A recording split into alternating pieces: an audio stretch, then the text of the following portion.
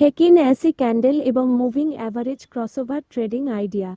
ধারণা: এই ট্রেডিং কৌশলটি হেকিন অ্যাসি ক্যান্ডেলের মসৃণ সংকেত এবং 30 ও 50 পিরিয়ডের মুভিং এভারেজের গতিশীল সমর্থন ও প্রতিরোধের সমন্বয়ে গঠিত। যখন 30 পিরিয়ডের মুভিং অ্যাভারেজ 50 পিরিয়ডের মুভিং এভারেজকে অতিক্রম করে এবং হেকিন অ্যাসি ক্যান্ডেল বুলিশ অথবা বিয়ারিশ সংকেত দেয়, তখন ট্রেডিংয়ের সুযোগ তৈরি হতে পারে। হেকিন অ্যাসি ক্যান্ডেল। এই ক্যান্ডেলস্টিকগুলো সাধারণ ক্যান্ডেলস্টিকের থেকে ভিন্নভাবে গণনা করা হয়। এরা বাজারের প্রবণতা আরও স্পষ্টভাবে দেখাতে সাহায্য করে। বুলিশ হেকিন অ্যাসি ক্যান্ডেল: লম্বা সবুজ বডি এবং ছোট বা কোনো লোয়ার শ্যাডো থাকে না। এটি ঊর্ধ্বমুখী প্রবণতা ইঙ্গিত দেয়। বিয়ারিশ হেকিন অ্যাসি ক্যান্ডেল: লম্বা লাল বডি এবং ছোট বা কোনো আপার শ্যাডো থাকে না।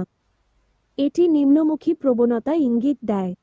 পরিবর্তনের সংকেত: ছোট বডির ক্যান্ডেল এবং উভয় দিকে শ্যাডো বাজারের দিক পরিবর্তনের সম্ভাবনা নির্দেশ করে।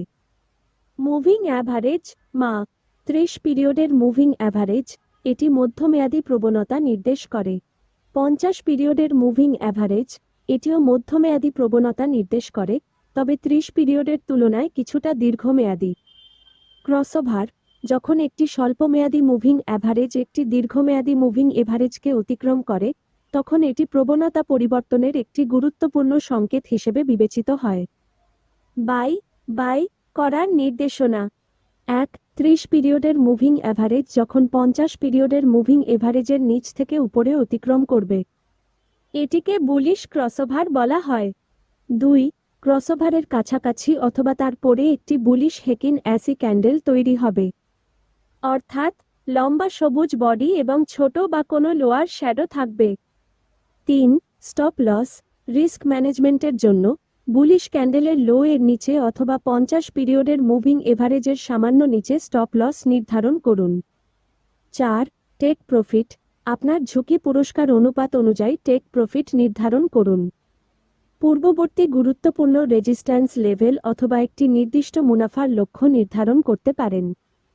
বাই করার কারণ: 30 পিরিয়ডের মুভিং এভারেজের 50 পিরিয়ডের উপরে যাওয়া ঊর্ধ্বমুখী গতির শুরু বা শক্তিশালী হওয়ার ইঙ্গিত দেয়। বুলিশ হেকিন অ্যাসি ক্যান্ডেল ঊর্ধ্বমুখী প্রবণতা সমর্থন যোগায় এবং ক্রয়কারীদের শক্তিশালী উপস্থিতি নিশ্চিত করে।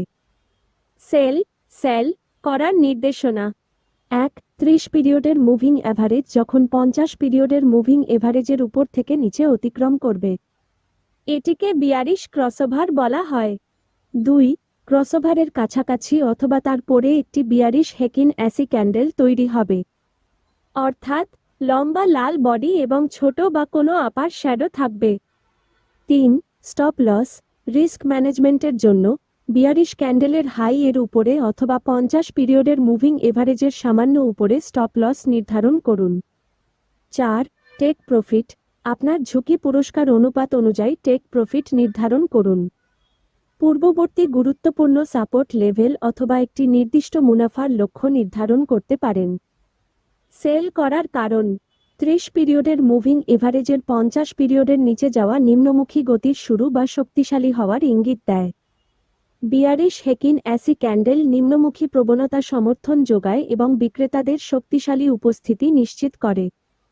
অতিরিক্ত কিছু বিষয়: এই কৌশলটি বিভিন্ন টাইম ফ্রেমে ব্যবহার করা যেতে পারে, তবে দীর্ঘ টাইম ফ্রেমে, যেমন 4 ঘন্টা, দৈনিক, এটিআরও নির্ভরযোগ্য সংকেত দিতে পারে।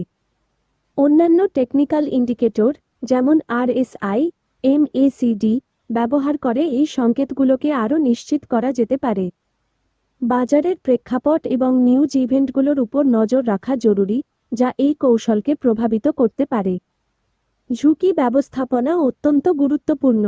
আপনার ট্রেডিং ক্যাপিটালের একটি ছোট অংশই প্রতিটি ট্রেডে ব্যবহার করুন।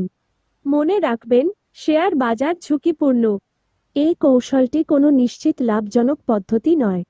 এটি শুধুমাত্র একটি ট্রেডিং আইডিয়া যা আপনাকে সিদ্ধান্ত নিতে সাহায্য করতে পারে। বাস্তব ট্রেডিং করার আগে ডেমো অ্যাকাউন্টে অনুশীলন করার পরামর্শ দেওয়া হচ্ছে।